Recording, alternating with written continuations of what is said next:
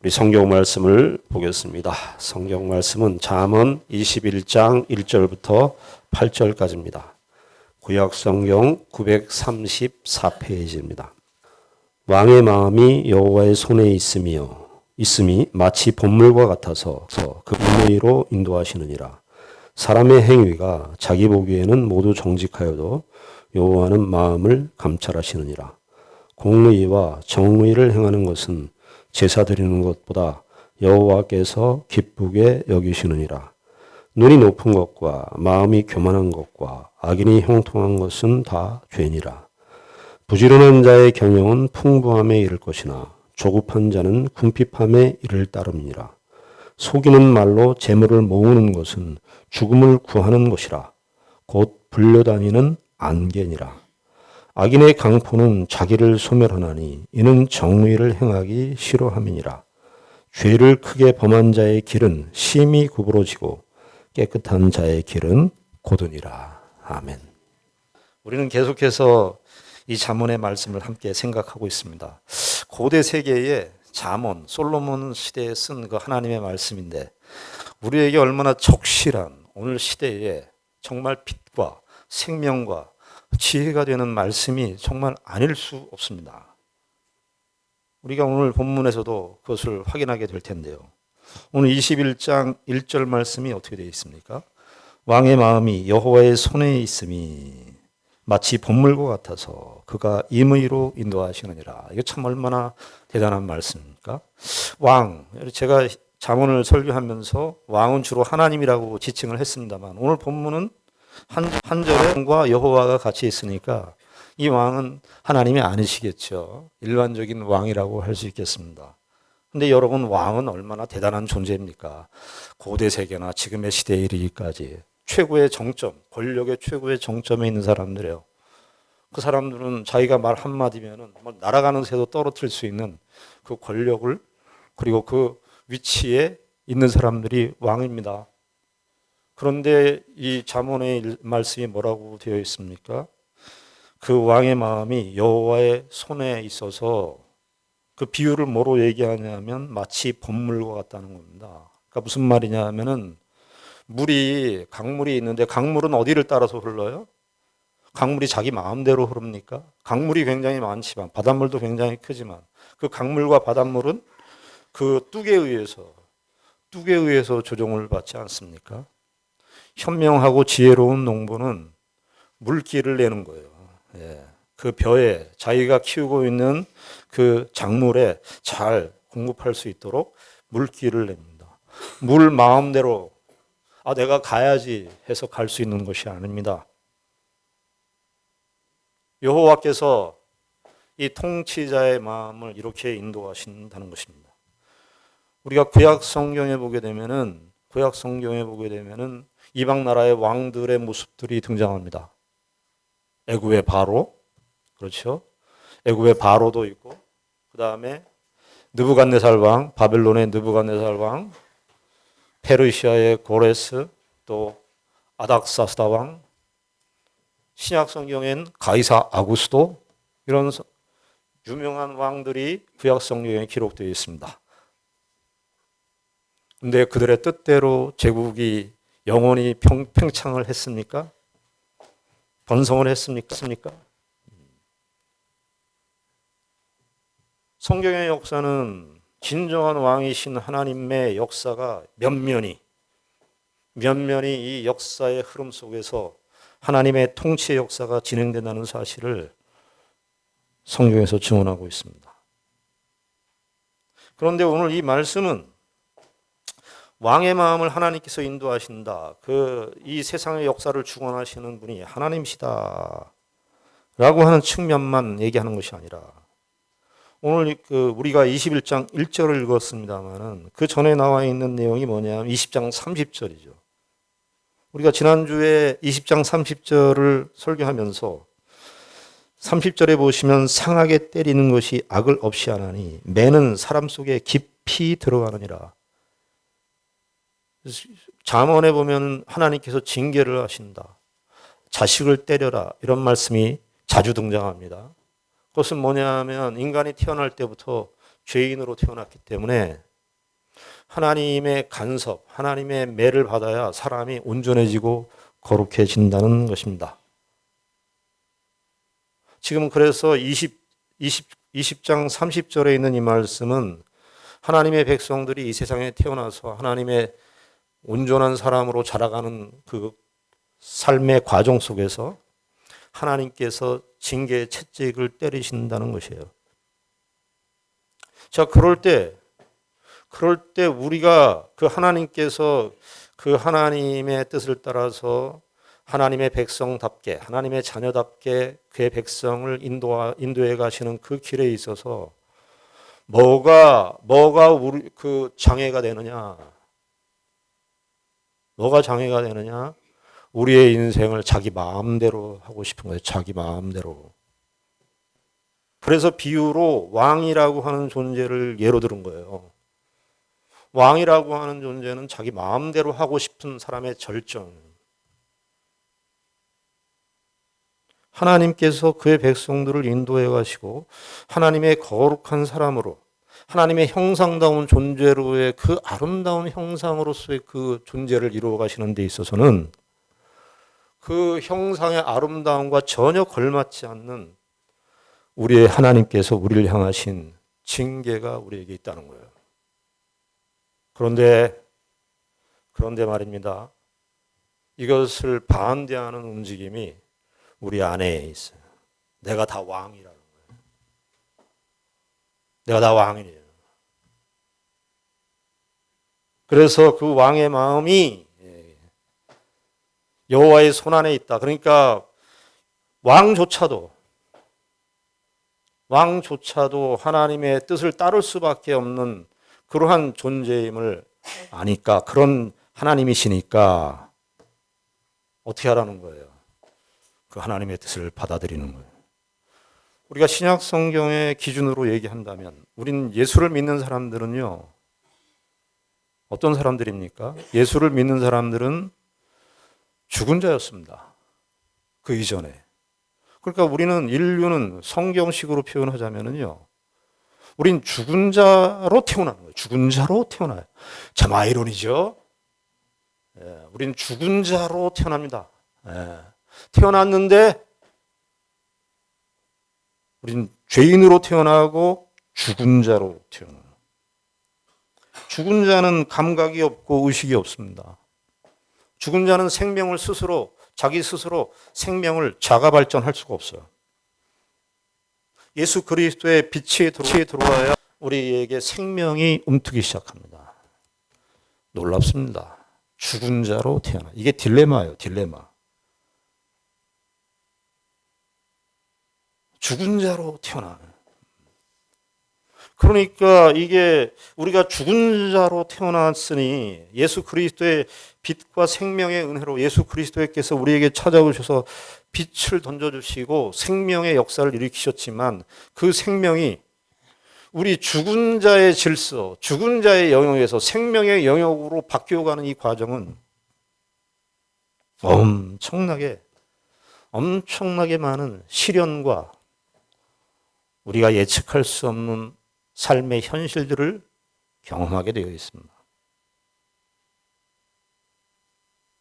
그래서 오늘 21장 1절에 왕의 마음, 다 우리가 이런 죽은 자로 태어난 존재들이 다 자기가 왕이에요. 자기가 왕이기 때문에 자기 마음대로 행하려는 것이 있어요. 하나님께서 그의 백성들을, 죽은 자로 태어난 사람들을 하나님의 생명을 줘서 생명을 가진 자로 태어나고 생명을 가진 자가 되고, 그래서 그 생명이 완성된 수준에 이르기까지는 얼마나 많은 시간과 경험이 축적되어야 되겠습니까? 그런데 우리가 이 본성이 있다는 거예요.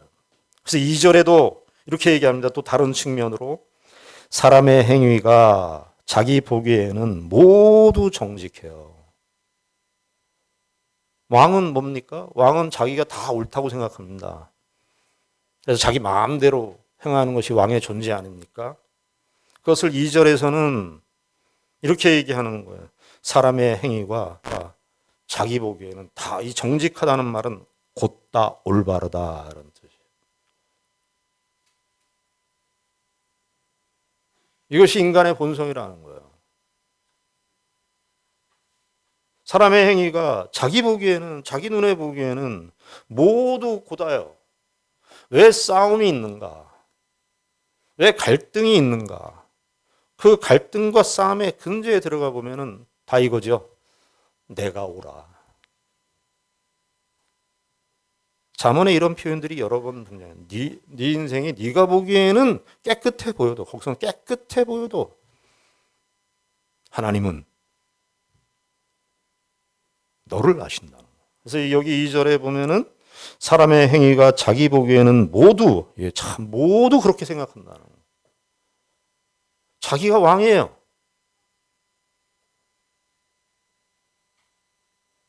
자기가 왕이기 때문에 자기의 길이 다 올바르다고 생각하는 겁니다.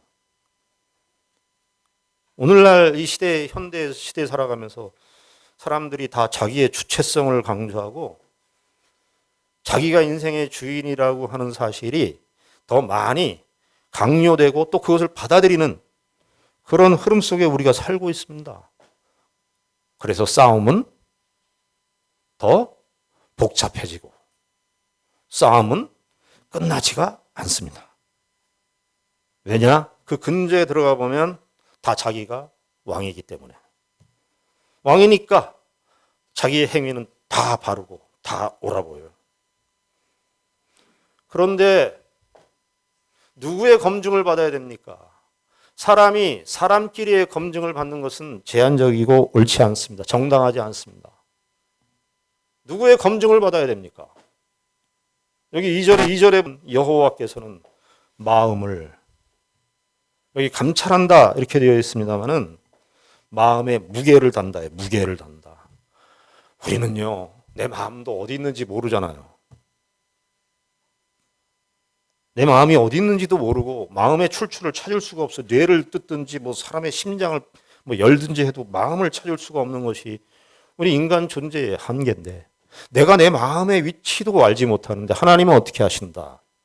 하나님은 그 마음의 무게를 달아보실 정도로 정확하시다는 거예요.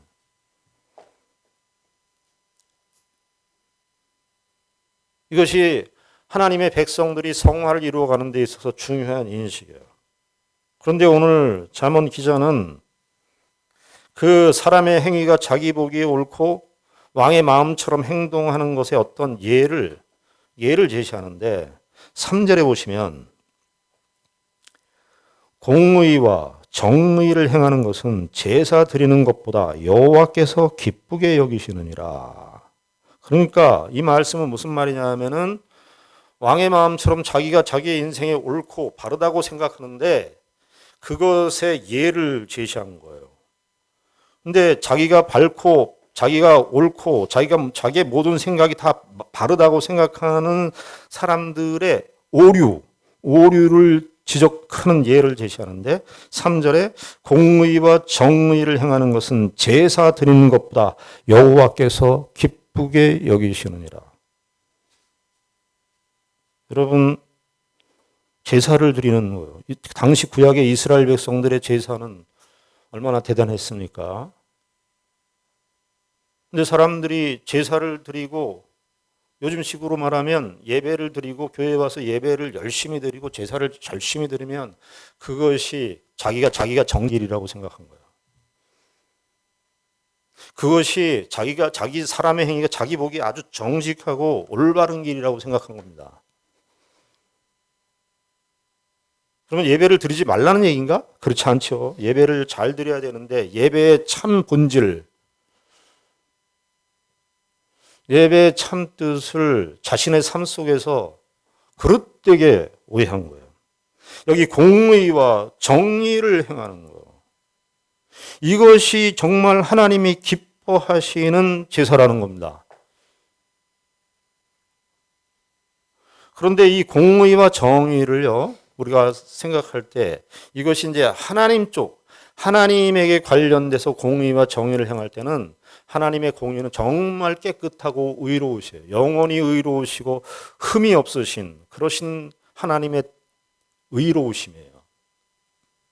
그러나 그것이 공의와 정의가 우리에게 적용될 때는 이런 뜻입니다. 공의와 정의는 의롭다는 건데, 이제 히브리 말로 제다카라는 말인데, 의라고 하는, 우리에게 적용될 때는 그 의는 뭡니까? 우리에게 의가 없어요.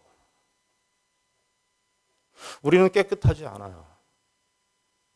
우리에게는 그 의를 입을 만한 자격 요건이 우리에게 없습니다. 그래서 우리에게 이 공의와 정의가 적용될 때에는 우리는 하나님의 의를 받아 누릴 수 있는 그런 조건이 없는 정말 아주 죄인 중에 죄인인데 하나님께서 우리를 의를 덧입혀 주신 거예요. 신약식으로 말하면 그것이 칭의입니다. 우리는 죄인인데 예수 그리스도의 의를 힘입어서 우리가 의롭게 되는 거예요.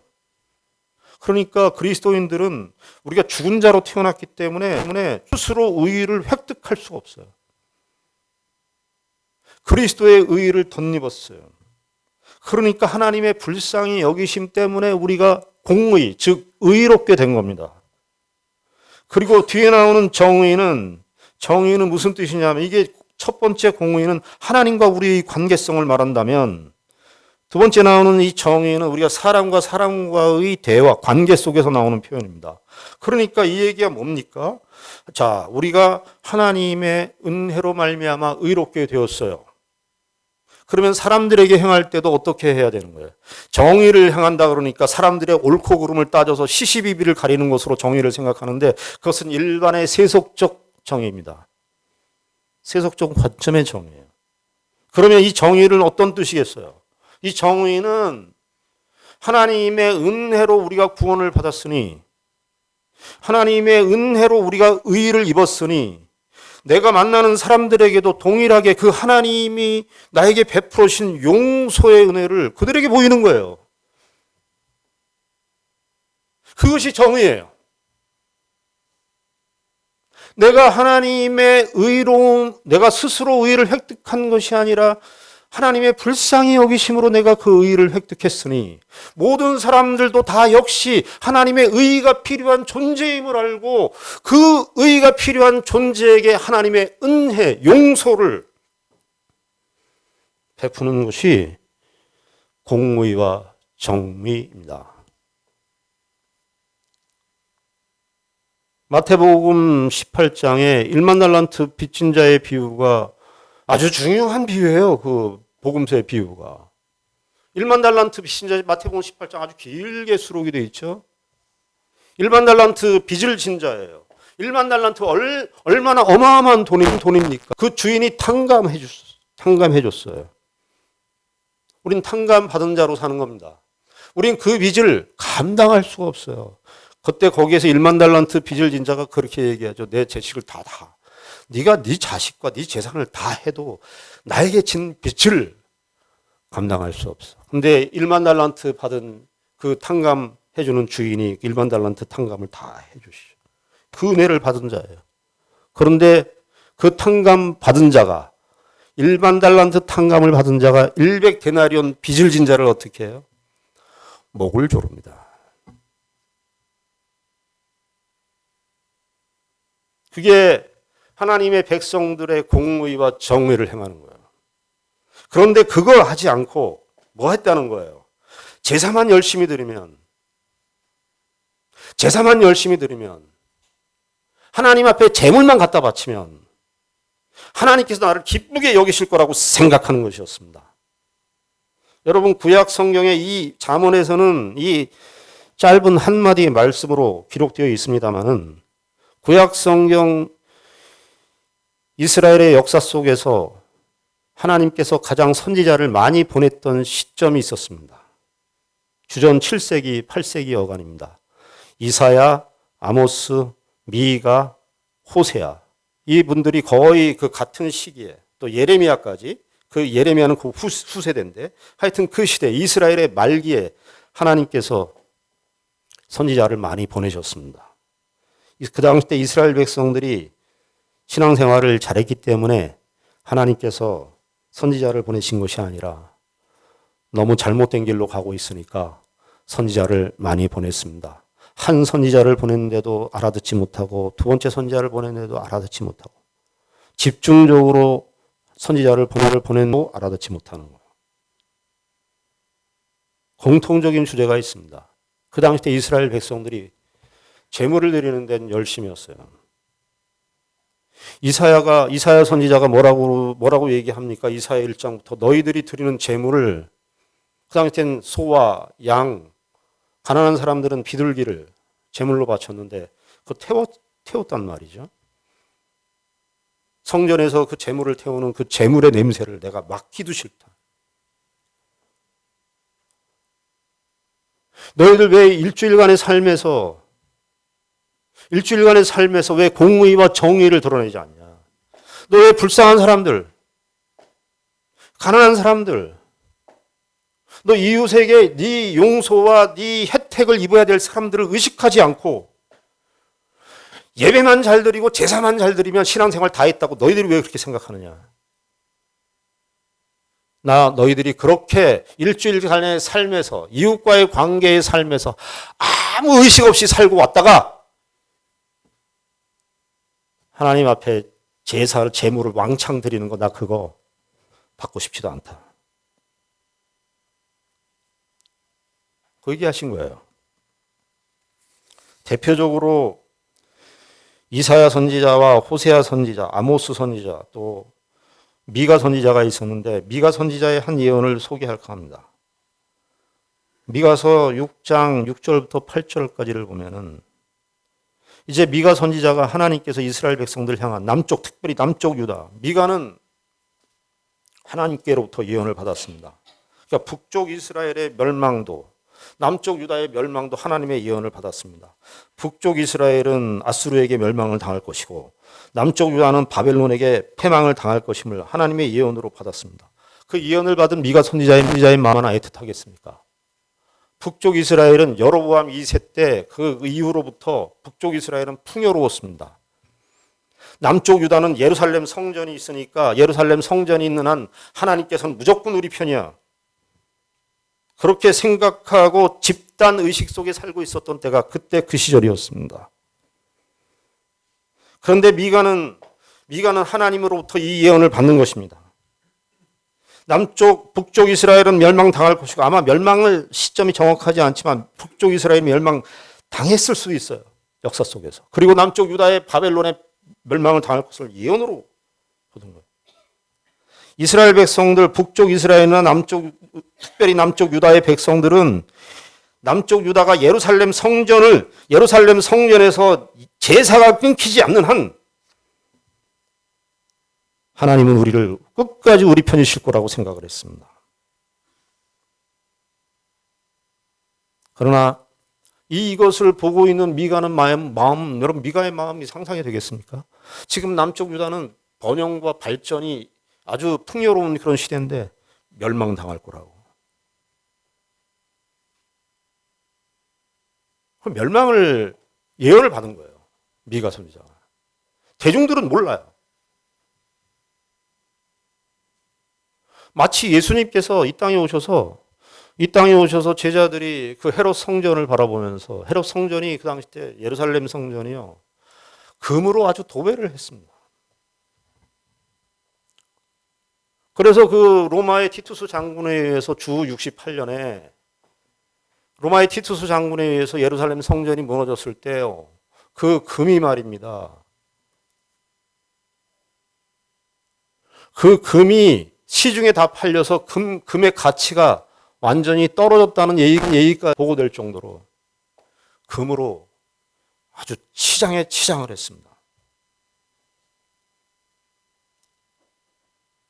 그런데 예수님께서 이 성전이 멸망당할 거라고 예언했어요.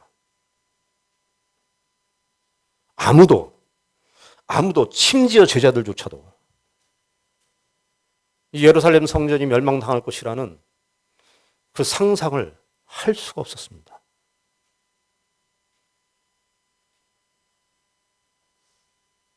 우리가 생각하는 신앙. 그래서 미가가 이렇게 얘기합니다. 이게 이제 이스라엘 백성들을 대변해서 얘기하는 거예요. 미가서 이제 1장부터 7장까지 있는데 미가서 전반부는 이스라엘 백성들에 대한 특별히 남쪽 유다 백성들에 대한 그 헛된 신앙심, 헛된 종교심, 잘못된 그릇된 신앙관에 대해서 질타하고 그 이스라엘 백성들이 그러면 어떻게 해야 될까? 우리가 그러면 이런 하나님의 심판 예언에 대해서 우리가 어떻게 해야 될까? 어떻게 해야 될까를 이제 이스라엘 백성들의 입장에서 시로 예언으로 풀어놓은 거예요. 그게 이제 미가서 6장 6절부터 8절까지인데 여기 6장 6절에 보면 이렇게 되어 있습니다. 내가 무엇을 가지고 여호와 앞에 나아가며 높으신 하나님께 경배할까? 이게 이제 이스라엘 백성들 입장에서 그런 예언을 듣는 이스라엘 백성들의 입장을 대변해서 얘기하는 거예요. 내가 무엇을 가지고 여호와 앞에 나아가며 높으신 하나님께 경배할까? 정말 좋아요, 이것은. 무엇을 가지고 여호와 앞에 나아가며 높으신 하나님께 경배할까? 그러면서 이제 하는 말이 내가 번제물로 일련된 송아지를 가지고 그 앞에 나아갈까? 7절, 더 나아가죠. 7절, 여호와께서 천천의 수량이나, 천천, 그러니까 이게 강조법이에요. 천천의 숫 양, 천천의 숫 양이나 만만의 강물 같은 기름을 기뻐하. 이렇게 제물을 바치는데 1000마리의 수량을 바치고 만만의 강물 같은 그 기름, 제물의 그 기름들을 하나님께서 기뻐하실까? 더 나아갑니다. 내 허물을 위하여 내 맏아들을 내 영혼의 죄로 말미암아 내 몸에 열매를 드릴까? 이게 실제적으로 남쪽 유다에 있었어요. 남쪽 유다의 12대 왕인 아하스 시대에 미가 선지자가 활동했었는데 그때에 아하스가 자기 아들을 바쳤습니다. 제물을. 열왕기하 16장 3절에 나와요. 제물을 정말 바쳤어요. 그것은 그 당시에 하나님께서 인신제사를 드리는 것을 금지하셨는데 사람들의 그 종교적인 열심이 얼마나 극도에 달했는지 그 당시 때 남쪽 유다의 아하스 왕조차도 자기의 맏아들을 제단의 부리에다가 넘겨주고 그럴 정도로 자신들의 종교적 열심과 종교적 헌신이 그렇게 하나님 앞에 나아가는 것이 옳다고 생각한 겁니다. 내 허물을 위하여 내 맏아들을 내 영혼의 죄로 말미암아 내 몸에 열매를 드릴까? 그러니까 하나님 앞에 나아갈 때 우리가 이런 재물의 내용과 재물의 어떤 그 범위가 이렇게 점점 확대되죠. 엑스컬레이트 되죠. 8절에 답이 나옵니다. 거기 8절에 사람아, 아담아 이렇게 나옵니다. 8절에 사람아, 주께서 선한 것이 무엇임을 네게 보이셨나? 주께서 선한 것이 네게 선한 것이 무엇임을 네게 보이셨나니 여호와께서 네게 구하시는 것은 거기 나오죠. 오직 정의를 행하며. 아까도 말씀드렸습니다. 이 정의는 옳고 그름을 시시비비를 그를 가리는 그런 정의가 아니라 하나님께 용서받은 자로서 용서를 드러내는 거예요. 그래서 정의를 행하며 거기 같이 나오는 말이 뭐냐면 인자를 사랑하며. 정의와 인자. 그러니까 인자가 곧 정의고 정의가 곧 인자라는 거예요. 그 인자는 헤세드라는 성경에서 하나님의 성품, 하나님의 긍휼하신 성품을 드러내는 거예요. 오직 정의를 행하며 인자를 사랑하며 겸손하게 내 하나님과 함께 행하는 것이 아니냐. 이것이 하나님이 기뻐하시는 제사라는 거예요. 저와 여러분들의 삶이 우리의 이 주일 예배 드리는 삶으로 저와 여러분들의 삶이 신앙적인 삶이다, 신앙적이지 않다. 저는 평가하기 어렵습니다. 그것은 그냥 일반적인 인식 상태에서의 우리의 어떤 신앙생활의 일반적인 어떤 지침이 될 수 있으나 여러분들의 진정한 신앙은 우리의 모든 신앙은 우리가 매일 만나는 사람, 직장을 다니는 사람들은 직장을 다니는 그 옆에 있는 안 믿는 사람들이 어떻게 보느냐가 그 사람들하고 어떻게 지내느냐가 신앙의 시금석일 겁니다. 여러분들이 늘 만나는 사람들, 그러니까 아파트에 사시면 아파트에 사시는 그 옆에 있는 사람들을 아파트에서 만나는 그 사람들, 여러분들이 마트에 가면 마트에 만나는 그 마트에서 그 마트의 주인들, 식당에 가면 식당에 만나는 그 사람들에게 내가 어떻게 대하는가. 그것이 하나님께서 원하시는 공의와 정의입니다. 하나님께서는 이것을 기뻐해 보신다는 것입니다. 4절에 보시면 21장 4절로 다시 돌아와서 보시면 눈이 높아 마음이 교만한 것과 악인이 형통한 것은 다 죄니라. 이게 무슨 말입니까? 이게 무슨 말이냐 하면요. 이렇게 예배를 잘 드리고 제사를 잘 드리고 아마 그 당시 때 이스라엘 사회에서 그랬을 거예요. 저 사람은 신앙이 좋은 사람이야. 그런데 이 교만 사람들한테 다 인정을 받아요. 예수님 시대 때요. 그 부자 청년이 와요. 부자 청년 어렸을 때부터 율법을 잘 지켰고 관원이고 부유했고 그러니까 주변에 있는 사람들로부터 이 사람 참 대단한 사람이라고 종교적으로나 이 사람들의 뭐 열성은 대단한 사람이라고 칭찬을 받았던 사람입니다. 눈치챌 수가 없어요. 일반 사람들은 바리새인들이나 이런 사람들은 그 당시 때 예수님이 바리새인들을 지적했기 때문에 우리는 결론적으로 성경을 읽으니까 결과론적으로 성경을 읽으니까 바리새인들이 나쁘다라는 그런 예수님께서 그렇게 말씀하셨으니까 그 전제를 가지고 읽으니까 바리새인 나쁘다로 보지만 그 당시 때 바리새인을 나쁘다고 생각한 사람은 아무도 없었습니다. 예수님 외에는. 바리새인은 경건했거든요. 근처에 11조를 드리고 자기 모든 신앙적 종교적 행위를 다 했었던 사람. 그런데 그것이 그 교만은 사람들의 눈을 속일 수 있지만 사람들이 다 칭찬해주고 참 신앙이 좋다고. 그럴수록 그것이 죄입니다. 4절에 눈이 높은 것과 마음이 교만한 것과 악인이 형통한 것은 다 죄입니다.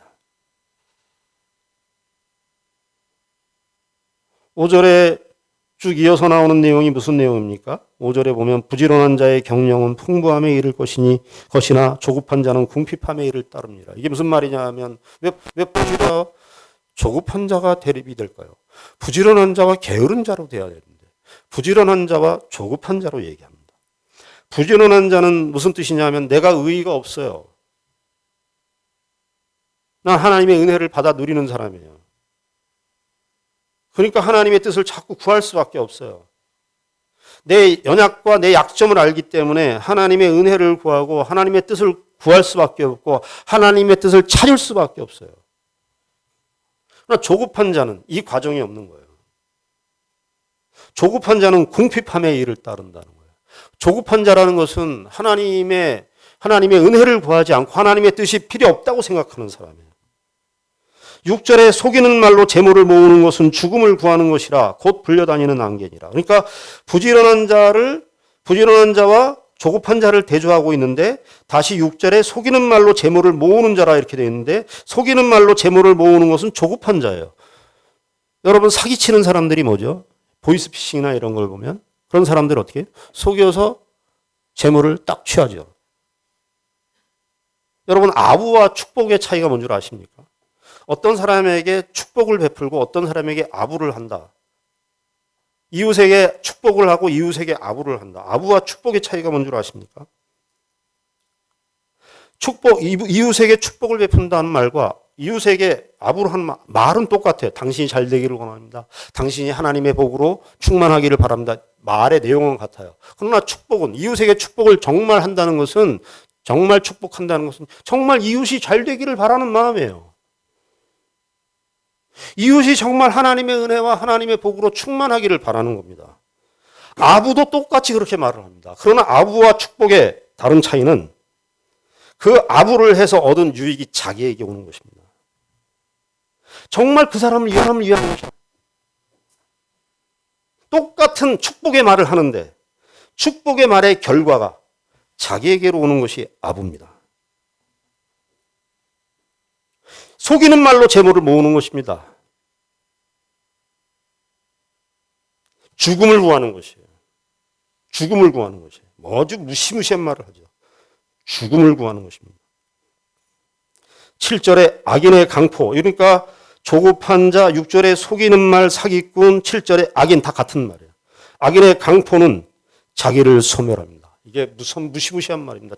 자기를 멸망 가운데로 스스로 몰고 간다는 것입니다. 이스라엘 백성들은 그 당시 때 우상을 사랑했습니다. 우상을 사랑했습니다. 하나님도 우상화 시켰습니다. 하나님도 재물을 갖다 주면 하나님도 만족하실 거라고. 우상은 우리에게요, 윤리나 인격이나 도덕을 요구하지 않습니다.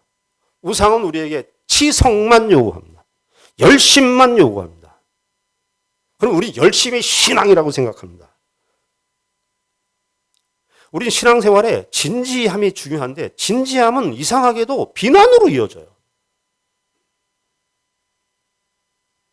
그 진지함이 따뜻함과 그 진지함이 사랑과 그 진지함이 관용과 그 진지함이 용서로 나타나질 않고 신앙의 그 진지함이라는 것이 항상 보면은 다 그런 건 아니지만 진지함이 항상 비난으로 나와요. 그것은 그 당시 때 이스라엘 백성들과 동일한 죄를 범하는 것입니다. 이스라엘 백성들은 우상을 좋아했습니다. 왜 우상을 섬기는 사람이 조급한 자입니다. 오늘 이 잠언에 의하면. 우상은 뭡니까? 과정이 중요하지 않았어. 내가 치성만 들여서 그 복을 받아내면 되는 거예요. 그래서 조급한 거예요. 빨리 주라는 거예요. 하나님은 그러시지 않습니다. 하나님은 어떻게 하셨습니까? 하나님은 우리를 구원하시기 위해 어떻게 하셨습니까? 우상처럼 하나님이 하셨습니까? 하나님께서 삼위일체 구원의 작정 속에서 예수님을 이 땅에 보내시기로 하셨습니다. 예수님의 자기 비하는 1차적 자기 비하는 어디에서 시작된 줄 아십니까? 성육신은 자기 비하의 결과고 예수님의 자기 비하는 이미 삼위일체 구원의 경륜 속에서 제2위이신 성자 하나님이신 그분께서 우리가 알지 못하는 시간과 우리가 알지 못하는 공간 속에서 우리가 닿을 수 없는 그 삼위일체 영원한 하나님의 그 계획 속에서 거기에서부터 자기 비하가 이루어진 거예요. 그 하나님은 어떤 분이시냐?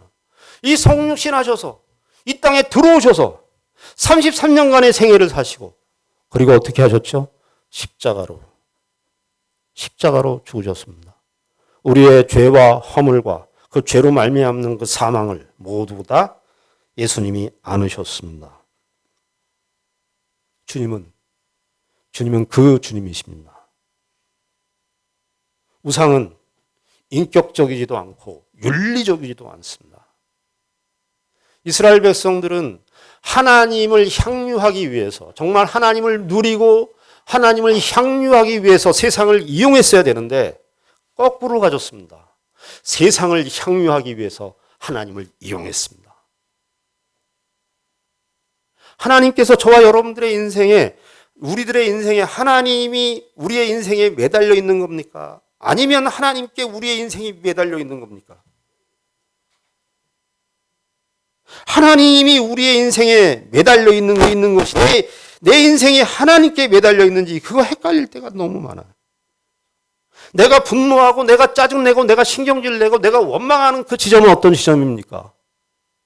내가 기분이 나쁘면 하나님도 기분이 나빠야 되고 내가 날씨가 안 좋으면 하나님도 날씨가 안 좋아야 되고 그러면 그 하나님은 내 인생에 매달려 있는 것이죠. 하나님이 우리의 인생에 매달려 있는 것이 아니라 우리가 하나님께 매달려 있습니다.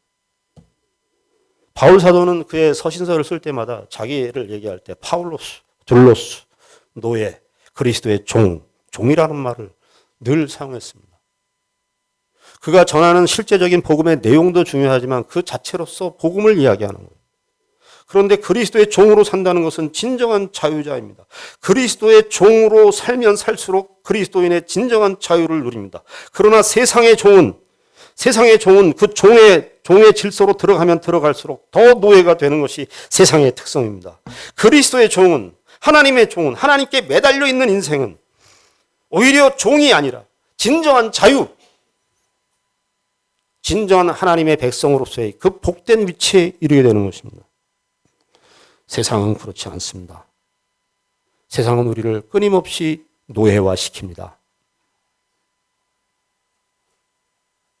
저와 여러분들이 우리의 인생을 살아가는 데 있어서, 신앙 인생을 살아가는 데 있어서 무엇이 우리에게 가장 소중한지, 우리가 살아가는 삶 속에서 무엇을 훈련받아야 되는지, 이 사실들을 이 말씀을 통해서 다시 한번 확인하시고 신자의 길을 참으로 걸어가시는 저와 여러분들이 되기를 바랍니다. 기도하겠습니다. 하나님 아버지 은혜와 사랑을 감사합니다. 하나님께서 우리에게, 죄인된 우리에게 찾아오신 것이 놀라운 은혜입니다. 말로 다 알 수 없는 은혜입니다. 아버지 하나님, 우리는 우리의 삶 속에서 우리의 신앙의 확인을 종교적 행위에서 찾는데 익숙해 있습니다. 아버지 하나님, 물론 그것도 우리에게 필요하지만 더 중요한 것은 우리가 만나는 사람들입니다. 우리가 만나는 사람들 앞에서 우리가 어떠한 모습으로 설 것인가를 늘 생각하고 공의와 정의를 참으로 행할 수 있는 우리 모두가 되게 하여 주시옵소서. 예수님의 이름으로 기도드리옵나이다. 아멘.